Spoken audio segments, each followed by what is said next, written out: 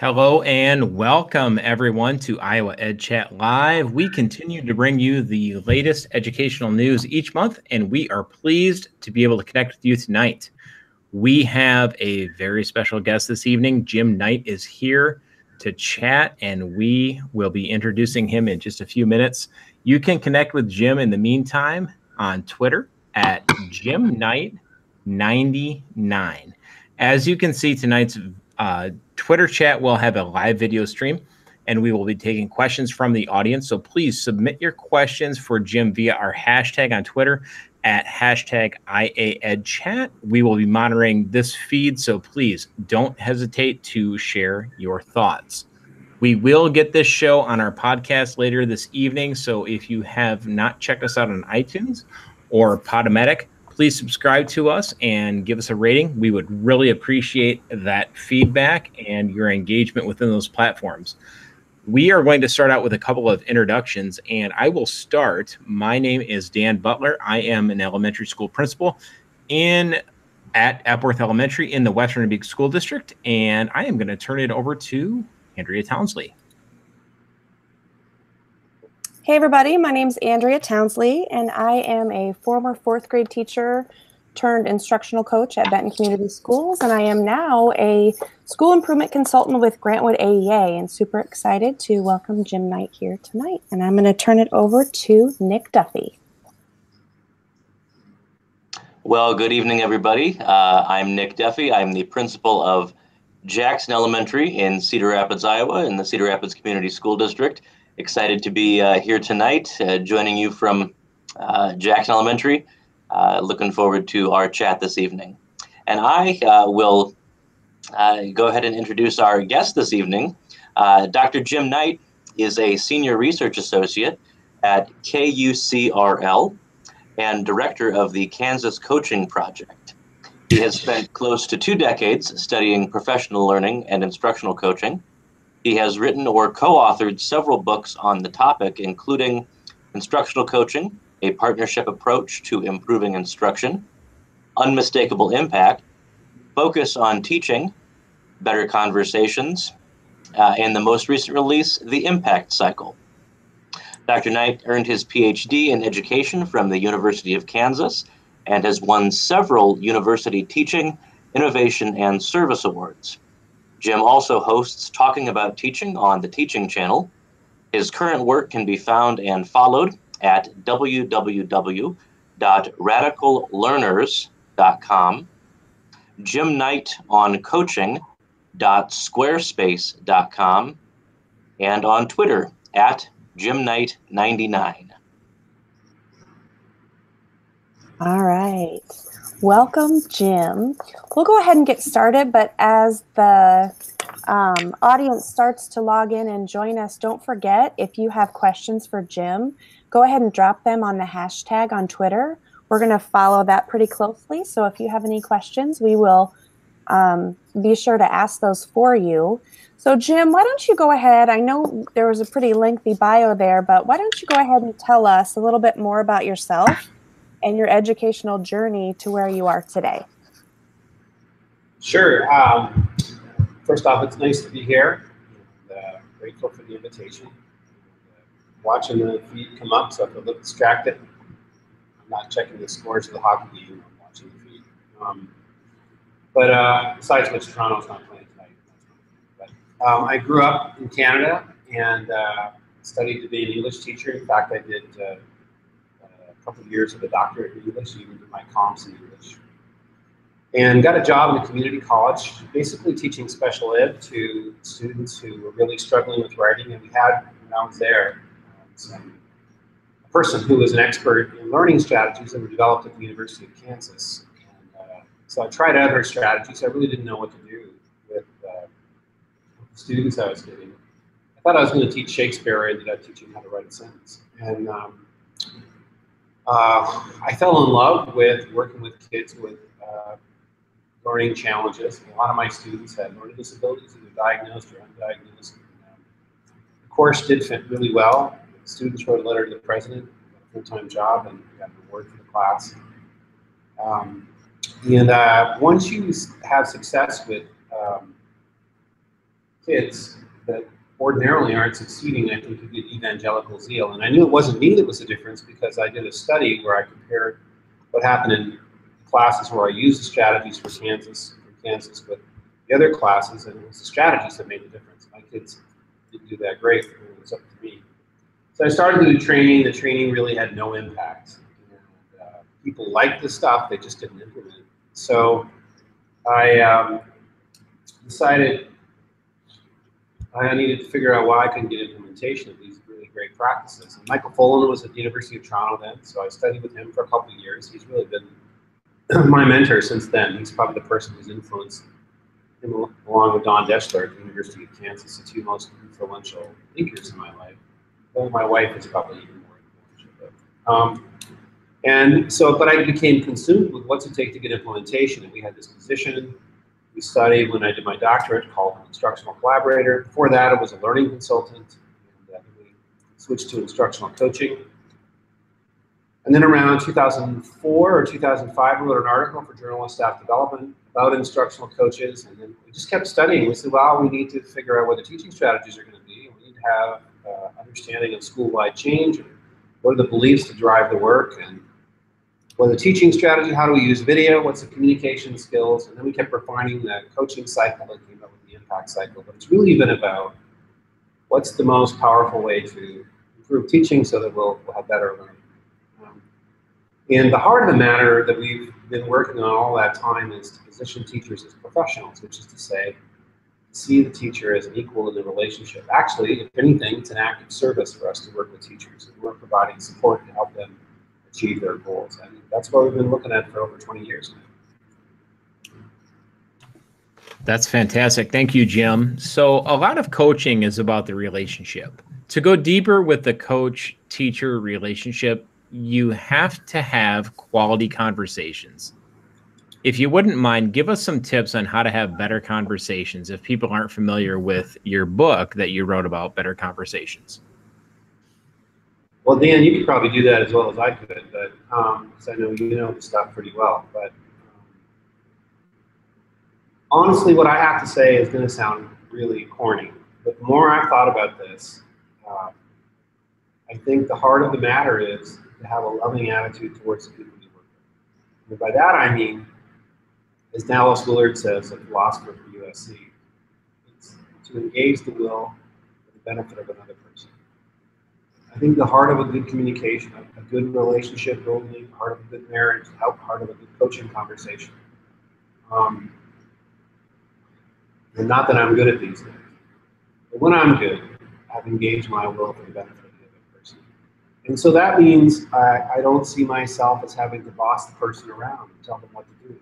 Doesn't mean that means I fight the desire to judge other people. It's the moment I judge another person, I put myself up here, I put them down. And so I try to take them as they are, with an attitude that I want to do is I want to help them in whatever way I can do this.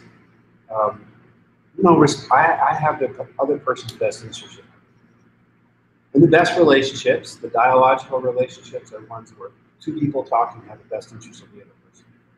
So that might sound too corny, but that's the way I'm thinking right now. I think if we had a whole school of teachers who engage their will for the benefit of the people around them, then of course there are lots of schools where that is the case. But when that is the case, and people aren't worried about themselves and upset what somebody else said, but they're really here for each other and for the kids, when you have a group of people who can do that and believe that, I think you're going to do some pretty amazing.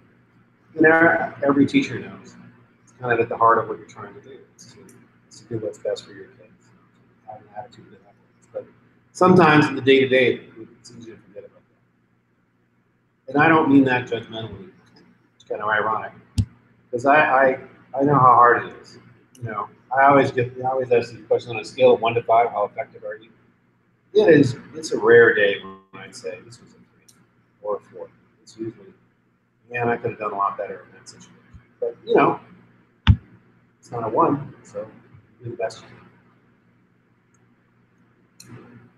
And for our viewers out there, Jim does have a book called Better Conversations, and it outlines a framework to engage in these better conversations as he's speaking of this evening. And if you have not checked out that book, that is something that you will definitely want to take a look at, because there are some great tips, tricks, and different things to try out to engage in those better conversations as Jim is speaking of this evening.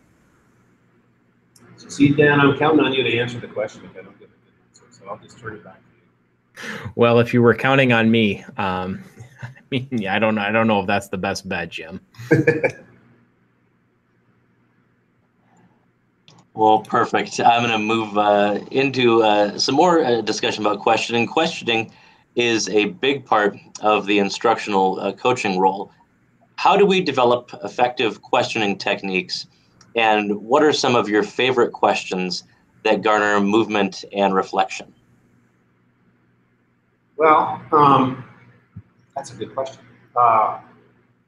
First off, the book, The Impact Cycle, you go to the website instructionalcoaching.com, click on resources.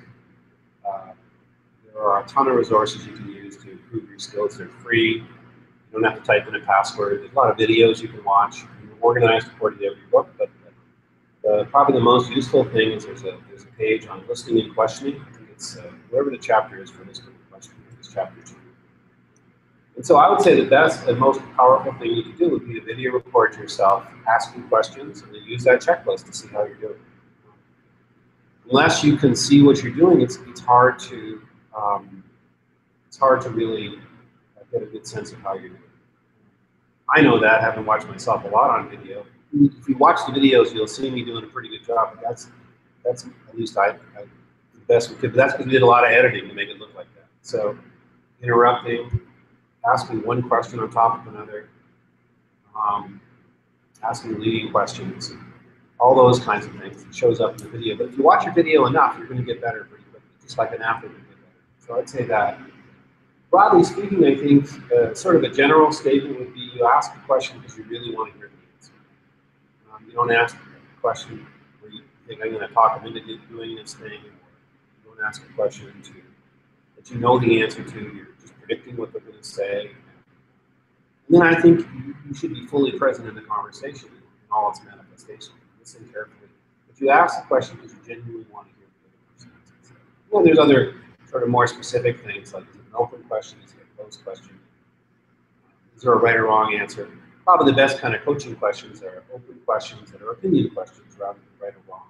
You can say, no, that's wrong. It's an open opinion question, but that's I think to watch yourself on video and use that checklist would be really powerful. In terms of questions I like,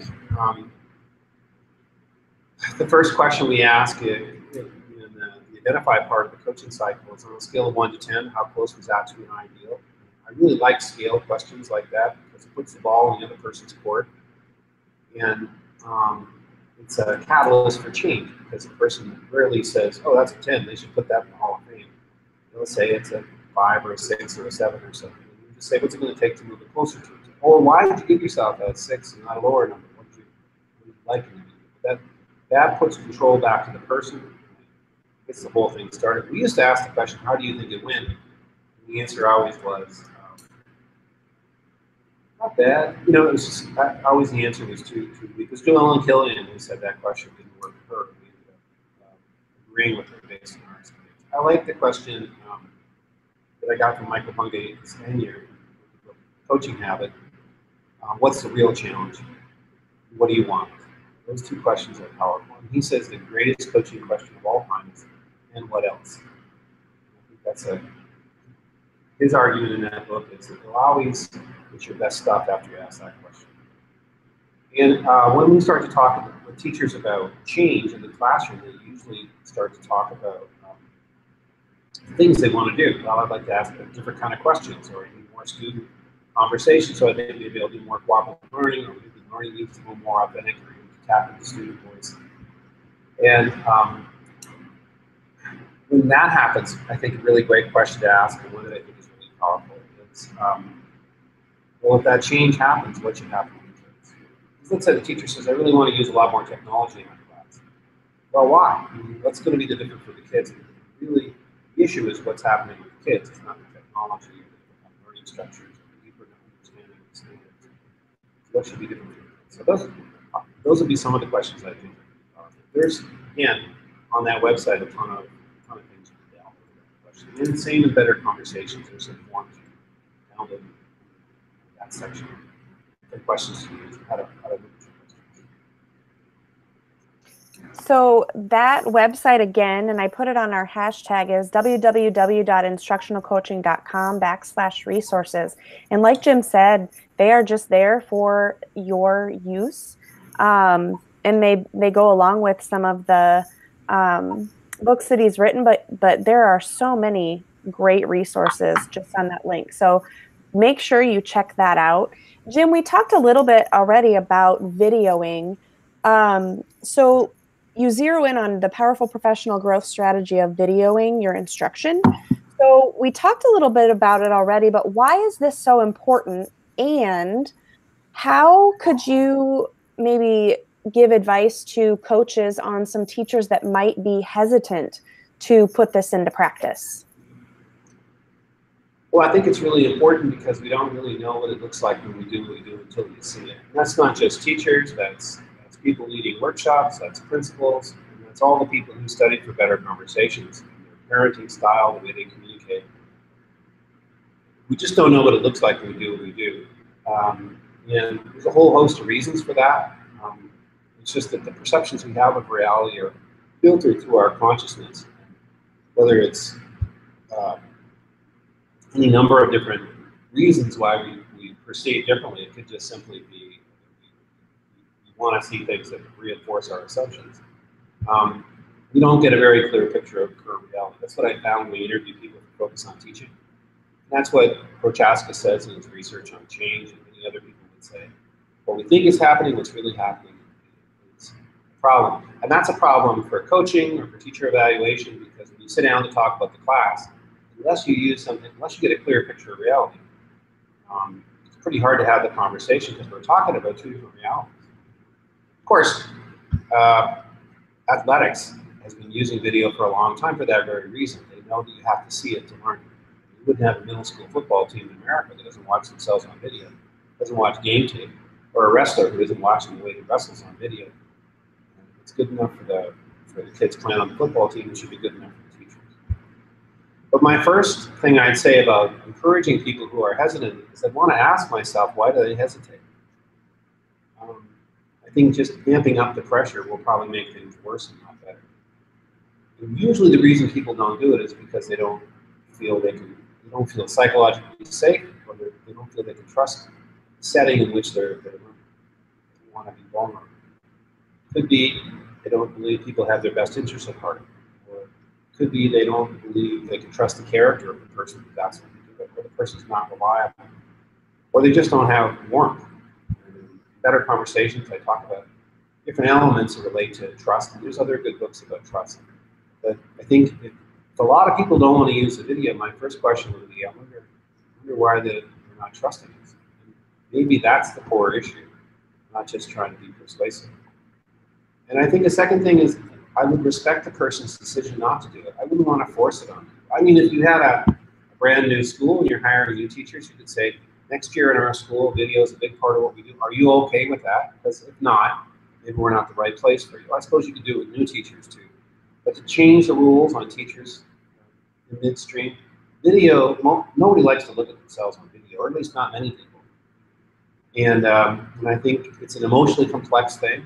And I think forcing it, those emotions might interfere with the capacity for learning. I want it to be psychologically safe.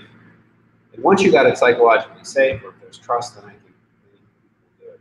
As a coach, trying to get people to use video, I suppose, what I would do is I would start with some of the leaders in the school. Go to the people who have the most impact in the school. And say, you know, if you do this, and it's valuable, and you tell other people it's been valuable, then they'll do it too. And I'd be really grateful if you try it out, but you need to be honest. If it's not valuable, we need to say that too. But I think starting out with influential people is really powerful. That's one thing I've seen. I guess the last thing I'd say is people need to walk the talk. So principal can't say, I want you to use video, but I'm not going to watch video. principal should be using video to look at the way she runs her meetings. She should maybe be doing a model lesson, video recording it, and getting coached by the coaching school. I mean, people, if you expect others to do it, you need to do it yourself. Coaches need to be looking at their coaching skills on video, looking at their communication skills on video. And the thing is, the first couple times really aren't very good. You don't really like watching it. You know,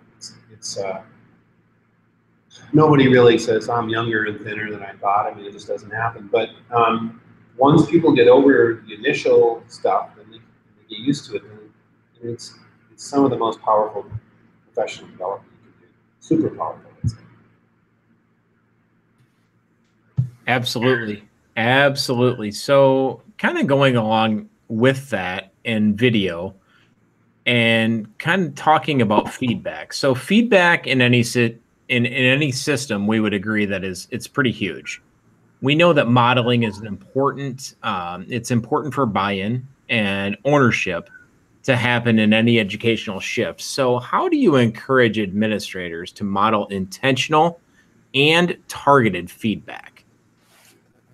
You know, I saw this question ahead of time, and I was thinking about it a lot because this is going to sound terrible, but for me, feedback is kind of an F word for coaching. I think the danger with feedback is it's not handled well. It puts the coach up here, and it puts the teacher down here, and I don't think that's a good coaching relationship. I think it has to be like this or even like this. And so, when I'm going to give you feedback, I think I need to be really, really careful to make sure it's the right kind of feedback, or it's the right time to do it. To me, the big distinction is it a technical skill I'm learning, or is it something that's complicated? So, like for example, I'm trying to get back into running, and for many good reasons. And there's an approach to running called Chi running, and it's a thing I'd like to do because it's kind of like Tai Chi. You use the ideas, so you put less strain on your knees, and there's a way you stand, there's a way you move. And it's very technical. There's things you need to do. Stand up straight, lean forward, keep the pressure off your knees. It's almost like gravity's pointing forward. And so if I had a coach who was showing me how to do that Chi running and showing me on video what I was doing right and what I was doing wrong, I would embrace it because it's a technical skill. But if somebody was teaching me how to parent, and they were saying to me, here are 3 things you did right and 1 thing you need to work on, I wouldn't listen to that as easily. And I might actually take offense because it's a complex skill. When it's complex, rather than me saying, here are the things you did right and the things you did wrong, I think the thing to do is to have the person discover it themselves through something like video or looking at data or looking at student work. So the pressure's off me in terms of giving the person feedback. Plus, with complex stuff like a classroom, and how you teach the classroom, I think there's no guarantees, you know? Like, if you teach long enough, it's going to humble you because what worked last year is not going to work necessarily in this group. What works in one class might not work in another. So in those kind of situations, I think it's better if the person can come to the realization by themselves, by looking at video, or by looking at data, or by interviewing students, or looking at pre-test, post-test data in the classroom. But they can sort of, the video is the easiest way. So rather than me giving the teacher feedback on questioning, how engaged the kids are, I can just put the video on the kids. She can listen to her questions. She can discover it herself and say, man, I asked way too many closing questions. But if there's no video, and there's no self-discovery on the part of the teacher, and I say, you asked way too many closing questions. And they're, no, I didn't. Or they're going to take offense, even if it's true. It's a lot harder coming from me. But if that teacher said to me, I really want to work on this one thing, let's say gradual release, even still, I'd like to have a checklist and have the teacher watch the video, discuss it together rather than me just telling you what to do. This teaching is just too complex. But when it's a technical skill, like how to hold the bat, or how to skate backwards, you know, then I think feedback's good. The second thing is, and this comes from Sheila Heen's book, Thanks for the Feedback, Stone and Heen's book. And it's a great book about how to receive feedback. They say there's 3 different kinds of feedback. Let's see if I can remember what they are. One of them is affirmation. One of them is coaching, and one of them is evaluation. So affirmation is, I sure appreciate what you're doing. You're doing awesome, and and the kids benefit, but I just want you to know I see what you're doing and I appreciate it. And then the second kind is coaching, which is this is where you are now, and here are some ways to get ahead, to improve. Coaching is a focus on improvement. And evaluation says here's the standard, here's how you compare to the standard. And or here's what your peers are doing, here's how you compare to your peers. And what Sheila says in that book is, I call her Sheila because she came to one of our conferences and I talked to her about that. But at any rate, what she says in that book is, it's really important that the person who's getting the feedback is getting the kind of feedback they expect. So if I expect affirmation, I get evaluation. That's not really important. But if I want coaching, you give me an affirmation, I'm like, okay, that's all very nice, but I really want to get better. So to match up the feedback with what the person's expecting. So all to say, it's first off, technical versus complex. When it's complex, I would prefer the person discovers it rather than me giving them feedback. But often that one up, one down kind of feedback doesn't seem good. The second thing is to have the right kind of the feedback the person's expecting, or at least prepare them for the kind of feedback that they get. If it's an evaluative comment conversation, let them know this is going to be an evaluative conversation, not an affirmation. If it's an affirmation, make sure that they know they're not expecting coaching. That's the big complex answer to that great question. No, that makes a lot of sense. And thanks for going there, Jim. We really appreciate that. So I'm going to turn it back to Nick for another question. Thanks, Dan. Balance is often a struggle with coaches. What would you suggest to be a healthy balance of scheduling building meetings, building relationships, and coaching cycles, as well as all of the other ways that coaches are pulled? Well, I think it's really important that the coach sits down with the principal and lists off all the things they do, or at least the person they report to. It might not be the principal, but sit down with the person they report to and say, here are all the things I'm being asked to do, and how much time, what percentage of my time should be spent on all these things. And there's pros and cons of various things, and I think you need to explore the pros and cons. Like some coaches are asked to lead the professional learning community to their schools. Well, if they read the PLCs, that could be like 16 hours. A week gone, and that's coaching time they can't do. And I think you have to be careful about the coach being asked to put bandages on problems without solving the problem. So, coach, you could make the case the coach's job is to help each PLC be aware of resources and go deeper. But if the coach is just there because the PLCs won't function well without the coach, rather than having the coach be there, I think you should have the PLCs get trained in how to be good PLCs, or train the coach in how to help them solve the problem. And sometimes you'll hear, well, the coaches have to do walkthroughs because the principals don't do the work. Well, that doesn't make sense. The principal is the instructional leader. She or he needs to be in the classroom, observing the class. You can't have the coach solve the root problems that need to be solved. You're just treating the symptom and not treating the problem. So one big distinction, I think, is to say, is this thing we're dealing, are we just putting a bandage on a problem and not really solving the problem? Should we solve the problem, which we're free to coach up into it? But at any rate, you list off all the things the coach is going to do, and you talk about the pros and cons.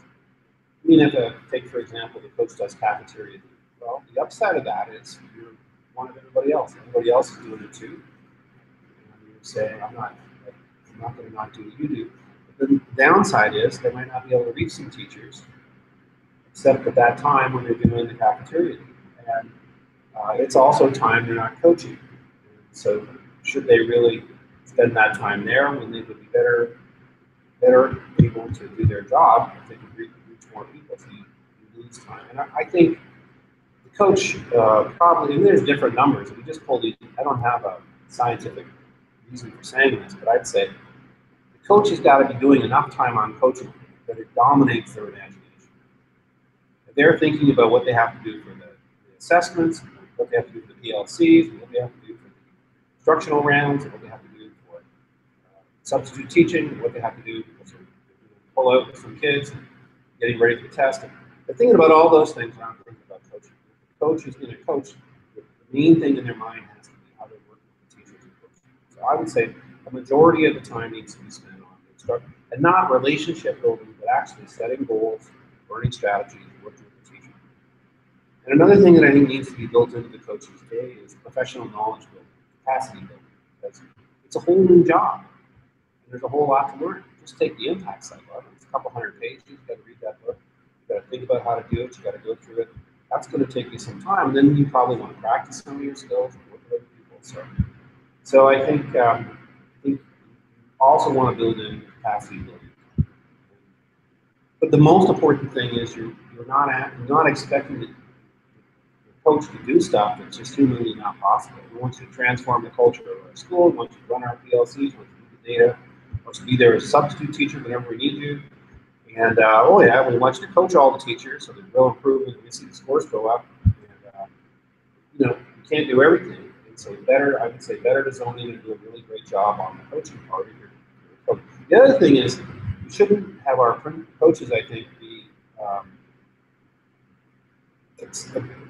assistant principals without the training and without the pay. I mean, a coach is a teacher talking to a teacher. Coach is not an assistant principal, so they don't have the training and they're not getting paid for it. And so I think you really want the coach to be a coach. That's what I mean.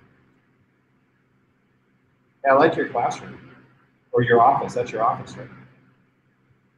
It's much better than my setting. I like it. So you made me. Oh, sorry, Nick. No, you're good. You're good. You made me think, which is a good thing. And I think that what you just said about coaches need to be spending enough time on coaching, that's the main thing they're thinking about. If they're thinking about schedules, if they're thinking about running PLCs, that's not what their main thing should be. So that shouldn't be taking up the most space in their head. And I think you can translate that to a lot of different professions. So I think about my role. What am I spending the most time on? What is taking up the most space in my head? Same thing as teachers, same thing as principals. So that's a great thought. Thank you for pushing me a little bit. I like that. The next question we have for you, Jim, is what are some common barriers? And this is sometimes a place that we get stuck. What are some barriers to systems or coaches that often get in the way? And how do you suggest we tackle those barriers? So what inhibits the success of a coach? So I think one of the things we did, and when I say we, it was really my colleagues, I wasn't really a part of the study. One of the things we did was we had this study on what was happening with coaches in schools, and the big thing that came up was what's called role ambiguity. Coaches didn't know what they were supposed to do. They didn't know the expectations for themselves. They didn't know what success looked like, how they were going to be evaluated. And so I think getting really clear on the role of the coach is really, really important. So that happens through, listing it, getting a clear, it's not just a job description, but actually writing down the actual things the coach will do. I think it's important that the person evaluates the coaches knows what coaching looks like. You wouldn't want the football coach's performance to be evaluated by art teacher. Maybe that would work, but probably how artistic the team played isn't as important. It's the performance of the team and how they work together as a team. And all that. So role ambiguity is a big thing. Second thing I'd say is I think often districts don't invest enough time in support of the principals. Clearly, the principals want what's best for kids. They want their students to flourish and succeed. That's why they're in the position. Their job is super, super important. But the simplest way to, I just wrote a blog on this last week, but the simplest way to triple the impact of coaching is to make sure the principal knows what the coach is supposed to do. And they talk through things like, do we have a policy on confidentiality, and how are we going to use our time, what's our focus, when are we going to meet, and what's the role and responsibility of the coach, and do we have the same philosophy about how coaching takes place? We talk a lot about the partnership approach to coaching, but if the coach is working from the partnership perspective and the principal isn't, that's really confusing for the staff. And then just simple things. If the coach is a pro at a particular kind of classroom management, and the principal brings somebody else in to do a workshop on classroom management, it's confusing to the staff. So for the principal and coach to work together, it's really, really important. We have a workshop on that, but I think the things are pretty simple. And there's an article I wrote that you can download somewhere, I'm sure, it's called Teaching to Win on 7 Success Factors for Coaching. And I think for the coach and principal to walk through those things together is really valuable. When people come for our institutes in Kansas, we have one day where we just go through all those things so people know what their plan is, what it's going to look like. And every year we do this, but we survey people after our workshops. And the number one roadblock they identify is time. And we've already sort of addressed that. But I think time has two parts to it. There's external factors and there's internal factors. External factors are making sure the principal or whoever the coach reports to isn't asking the coach to do the impossible. But the internal factor is the way in which the coach handles her own time and his own time. And I think I've been working on this myself. I've been sort of testing out my own model for time management. I've read a ton of books about time management. One of the books I said, I wasted a lot of time reading about time management. I think you have to sort of get a global picture of what's happening. So I like to write down what are my roles in life, what are my most important people, and what are the projects I'm working on. And then I just list those things every week. There's redundancy there because one of my roles in life is a husband, and one of my people in my life is my wife Jenny, and so I'm probably going to list role, husband, wife Jenny, and then we've got a vacation this summer hopefully, so that's a project, you know. But I just take a few minutes, just kind of like doodling. I lay it all out. If I'm the coach, in the people section, I would list all the people I'm working with, all the teachers I'm working with. And then I like to get it out of my head somehow. I map it out, like a learning map, like the maps in the front of the chapter. But you could just, some people prefer linear, so you could just say, okay, as a husband, this is what I have to do this week. As this person with this person, this is what I have to make sure we accomplish. You list all the teachers, you make a list. Then you take your weekly map, you can do it digitally, or you can do it on paper. I do it on my iPad, is how I do it.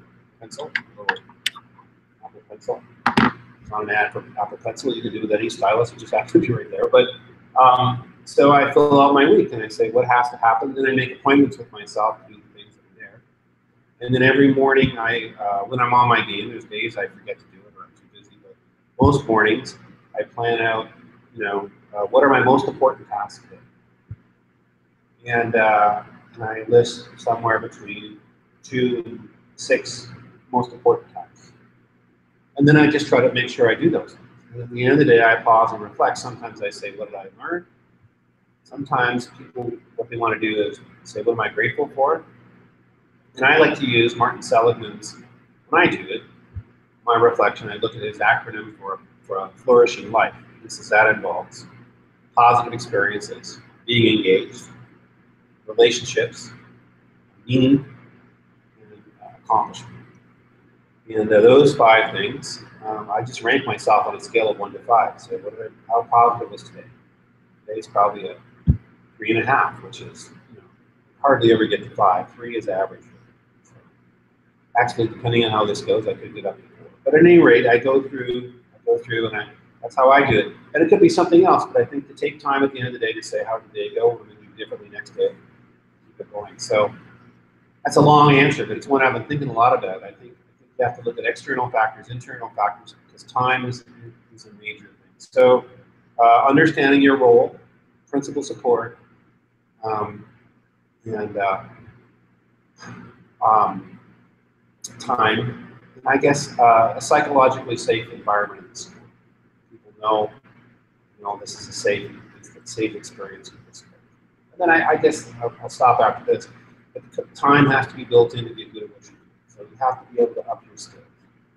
So developing your confidence, time for you to learn, whether it's workshops or you're being coached by somebody else, or whatever it might be. I think that's important. That's great. So, Jim, you've written obviously a ton of books, and our followers, if you're watching me in the background, I went to my shelf and pulled them off. So you've written instructional coaching and gives us the framework of what it looks like to be an instructional coach in a thriving environment. You've written Unmistakable impact. Another one on my shelf. You've written something that has driven a ton of our work in the Western New York school system is high impact instruction. This is driving our professional learning model as we speak. I'm not trying to sell Jim's books, but they have had a just big impact within our district. You've written Focus on Teaching about video and how to use that in an effective way.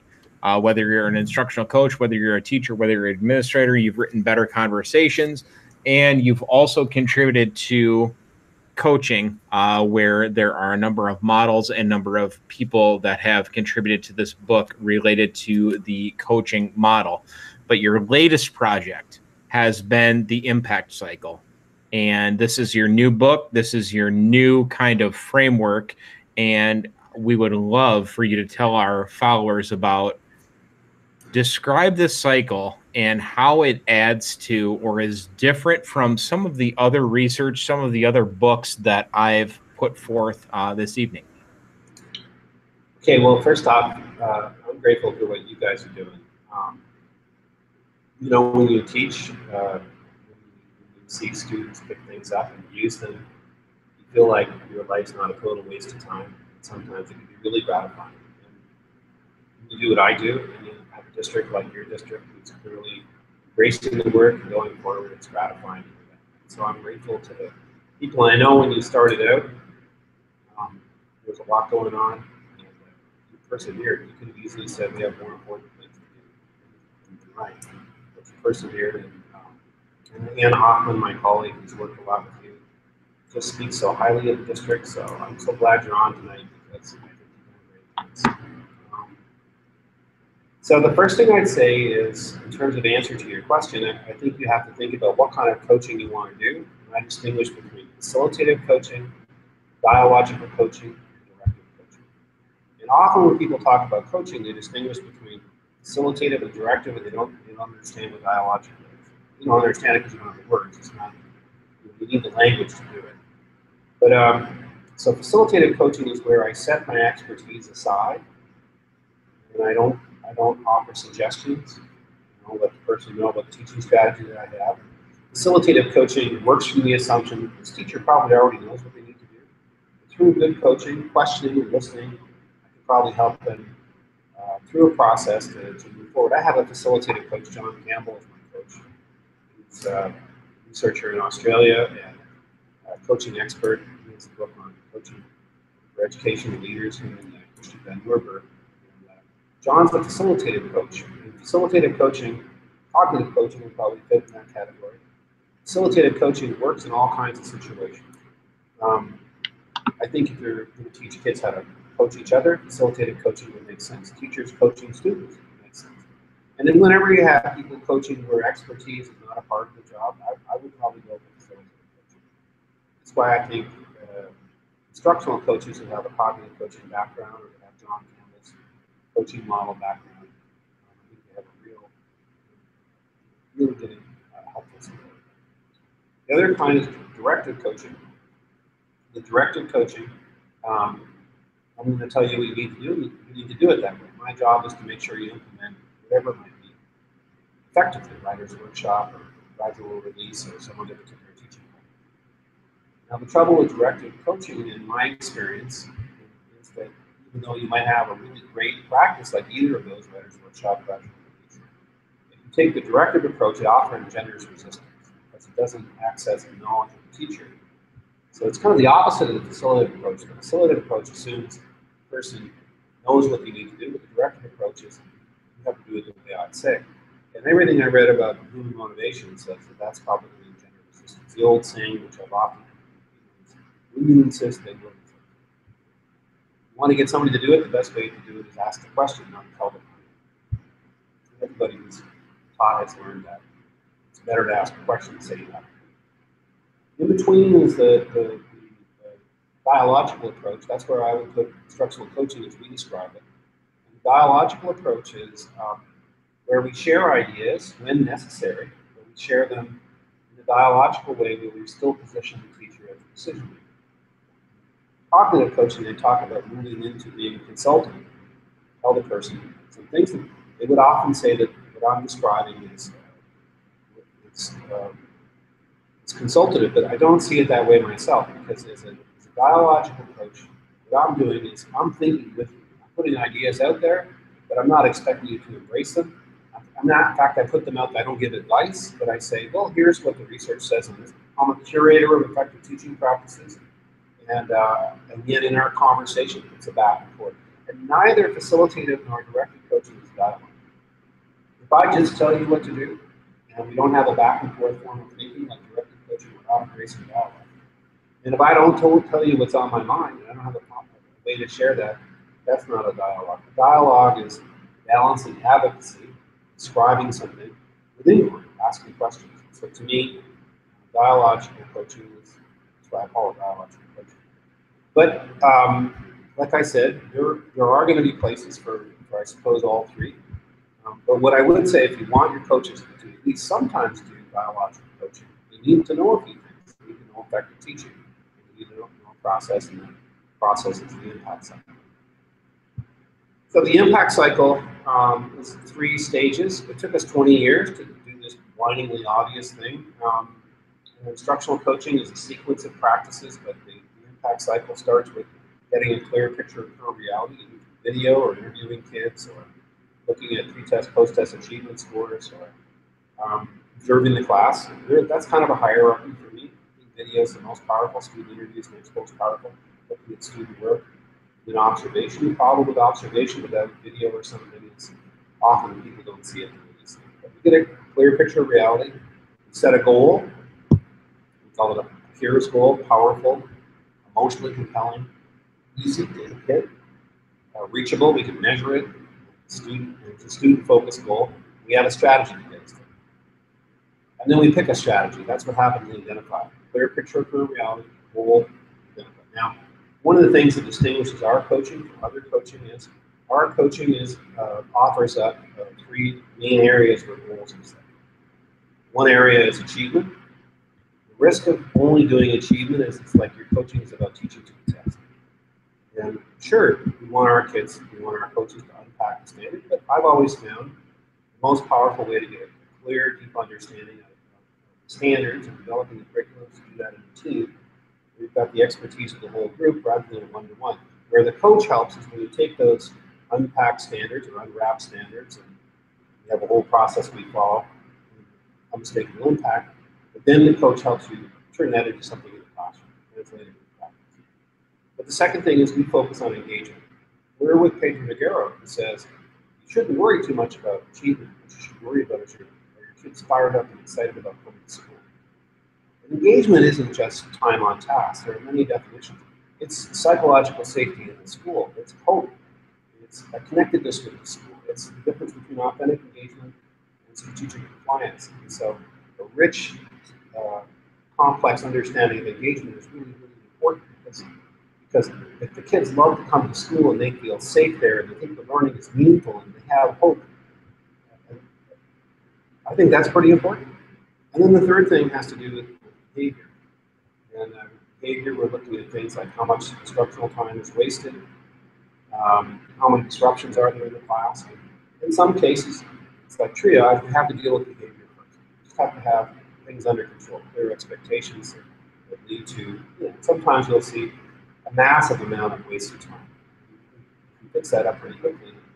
I always really focus on the students. The goal is always either we want an achievement goal, we want a goal around student engagement, we want a goal around student engagement. And then, so that would be a distinction. So once we set the goal with the teacher, and it's one of those 3 goals, then we pick a teaching strategy. The teacher may know what they want to do. We may make some proposals. We may say, well, I'll have to do some more digging, but usually we have what's called an instructional playbook. A set of core practices that we know will help you hit the goal. And then we describe the goal, and then the teacher sees it. So maybe I go in the classroom, I show them what it looks like. Maybe we watch it on video. Maybe we watch it on a teacher. Maybe I co-teach. And then the third stage is improve. And we do the improvement stage. It's really just keep making the adaptations until we get the goal. Sometimes we change the strategy, we use the strategy, we measure progress, and so forth. And back to the website, there's a whole video of the whole coaching cycle, one for elementary, one for secondary. Just go to the IAedChat cycle website, you click on the video. Each one of them is about 45 minutes. Or you can narrow it down to the goal setting and the different parts. So that's a long answer. But hey, it was 20 years of research. Hard to say. So I have the microphone for one more time, and I need to ask you, just not related to the impact cycle or instructional coaching, but how you felt after UNI beat Kansas in 2010, as Kansas was the #1 overall seed, and that happened. I mean, I know we've talked about that before, but like, what your feeling was. I mean, you talked about emotional safety, psychological safety. I think that might have been threatened a little bit when you witnessed that take place. I can't remember. Was you and I in the Final Four this year? I don't think. They definitely were not, but they did take down the overall #1 seed. You know what happened to me? Okay, we live here. We're in a college town, maybe 65, 70,000 people. There's not a lot going on except kids going out and getting in trouble. And so, in Kansas, I don't know if you know this, but the inventor of the game, Gary Lawrence, Kansas, he was our first coach. The only losing coach in the history of the University of Kansas. But in Kansas, when they go out, I've only been here for one championship. I don't know how many they've had at UNI, but I've only been here but people take it seriously. I don't take it that seriously. I grew up in Canada. Hockey is big, but you watch it. And so the day after Kansas lost to UNI, it was a Sunday afternoon. I was in the airport watching the game on my iPhone or whatever the device was, iPad or something. And at the halftime, you had one guy there who's a superstar with an interesting name, but he hit a 3-pointer from like half court back. This is not our day. The day after I went out, and I was in Waterloo, and they had all these posters of Jayhawks weeping in the dressing room with like motivational quotes all around the room. I had to come back there the next day to the home of UNI. So, but I'll tell you this: UNI has first off, they deserve to win that. They played a great game. But the bigger issue is I'm lucky enough to be in Iowa a lot. And UNI has a great reputation for their education. So I meet a lot of teachers that people are really proud of, and a lot of them come from UNI. It's a great education. So, and that day, they were by far the better team. Well, we appreciate that plug, and thank you so much. But I would be remiss if I didn't bring up being a Panther myself and not bringing that up on the airwaves, that you are employed by the University of Kansas, of course, and not bringing that up. That happened. I mean, well, we're talking that was 2010, so we're getting to the point of 8 years ago. But yeah, so anyway, thanks for going there for us, Jim. We'll continue with the regular scheduled program now. All right, Jim. A question that we like to ask all of our guests is this: if you could change one thing in the landscape of education, what would it be? Yeah, for me, that's pretty easy. I think the one thing would be that the educators embrace what I call the partnership. That is letting go of this notion of a top-down model of change. But that we recognize that teachers know a lot about the kids they teach. They know a lot about instruction. We should position them as professionals, which means they're people who make choices about what they do. They have a voice in their work, and they have some autonomy. Now, you have to have some school-wide things. In fact, we're writing about how do you break today?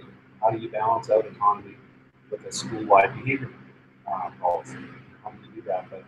But I think to approach teachers with a genuine attitude of benevolence, non-judgmentally, to really listen to what they have to say, give them choices.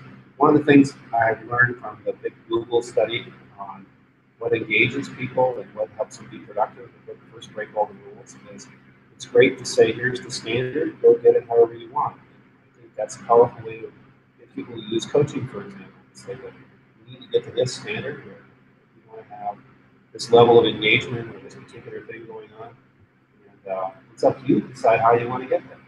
You've got a coach you can work with there, but if you want to read a book about it, I can recommend a book. If you want to go online, and I know we'll do it together. I think taking judgment out of it too. By judgment, I mean moralistic judgment, not discernment. You have to get. You can't move forward by avoiding reality. You have to get a clear picture of the curve. You already have to talk about that. But the judgmental part is where you add a moralistic thing. It sort of feels like you're saying you're not a good person. Like, how could you let that happen in your class? It'd be a moralistic judgment as opposed to saying, here's a vision of what we can do together, and I know we can do it. And that's the same message, except communicated a little bit. Well, it's probably not the same message, because the moralistic one of the message is you're not really a good person. The other one is you are a good person.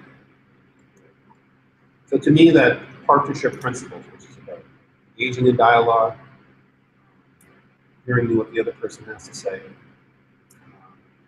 going into conversation as a learner, not a judger, and working from that place of benevolence, what I called love at the start. As corny as it sounds, like my keynote this year at our annual conference is encouraged to love. I think we really have to go there. We really have to treat people with this love, especially now when it's becoming more and more and more divisive time. This is a time to say, I am on your side. I'm with you. That partnership approach is key. It's not. I would say there tends to be a culture of talk versus a culture of action. Talk is precipitated by the top-down model, because the truth is, people are going to do what they're doing. If you don't involve them, you don't give them a voice, you don't give them some choice, they'll do the bare minimum. They're not. They won't want to get fired, but they're not really going to embrace it. But when you involve people and you ask them, you listen to what they have to say, and then they're going to roll up their sleeves and go after it. And then you're going to get what you want. Culture of talk happens when you sort of avoid the fact that you're not really doing it. It's not really doing it. Lots of powerful messages right there. There are so many resources available in education, and I love how you frame it as let's just find a partner and do it together, that partnership approach. So everybody that's following right now, there are a few resources I just want to share with you quickly. We will get a recording of this shared out later tonight, and we will share it on the podcast. But follow Jim on Twitter. He shares great resources. His blog, his Twitter is @JimKnight99. And then his websites are www.instructionalcoaching.com is where we reference several resources from tonight. And then radicallearners.com is another place that you can find some of his work.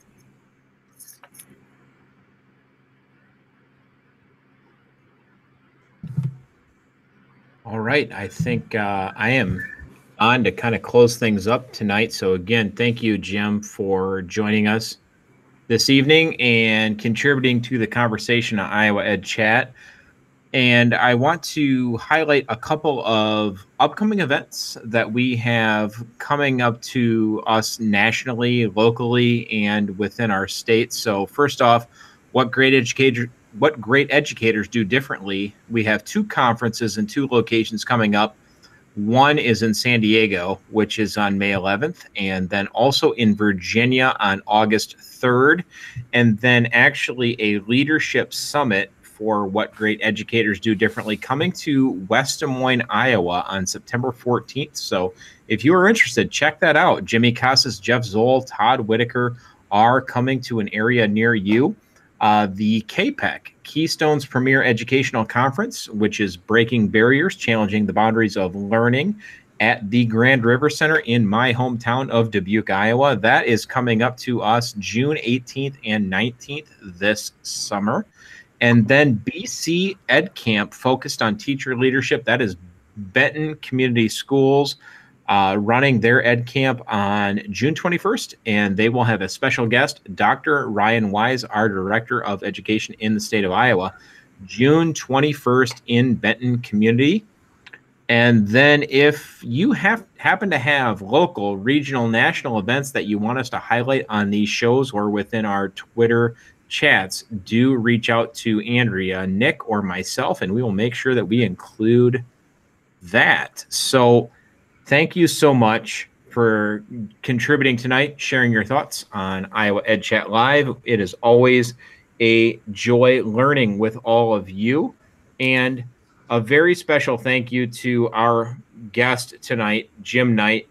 Be sure to follow some of your new friends that you met this evening, and follow Jim Knight at JimKnight99 on Twitter, and check out all of his things that he has online.